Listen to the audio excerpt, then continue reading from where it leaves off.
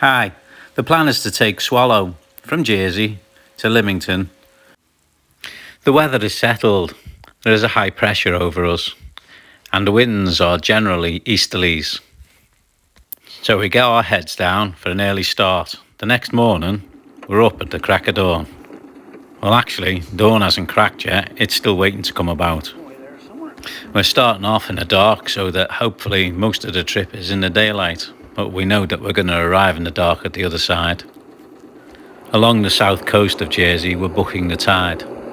We are having to do this in order to catch the favourable flood once we get round the corner.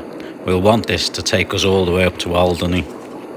The plan is to be at Alderney at the end of the flood, as it's a spring. Daylight comes as we're still booking the tide, motoring up the west side of Jersey. Still, no sign of our easterly, or force 3 to 4, which we could be making good use of now. We could be booking the end of the tide under sail instead of motor. There's a gentle swell coming in from the Atlantic, so it's very comfortable. As we approach Alderney Race, there is still no wind and the sea is still very calm and flat. I suppose not a white horse in sight at this particular place. You can count this as a blessing. You gotta keep a good eye out for ship, and especially ones that move at the speed that this thing does. It's on you within seconds.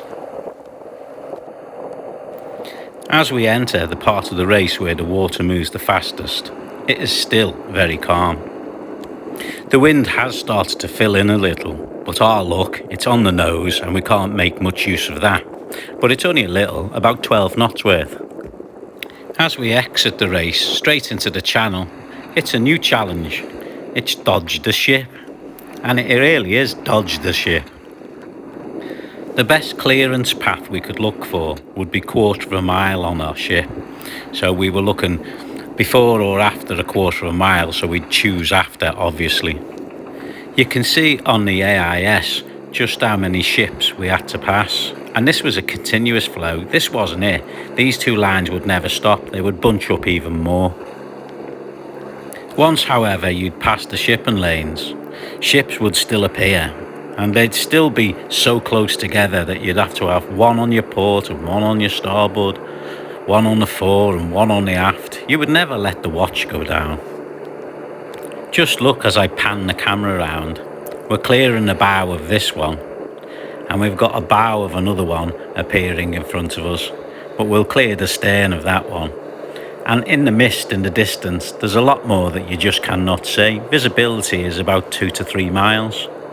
Well, unfortunately, there was no good sailing. We motored all the way across, but we got across there safely. We arrived in the dark, and that was the end of the trip.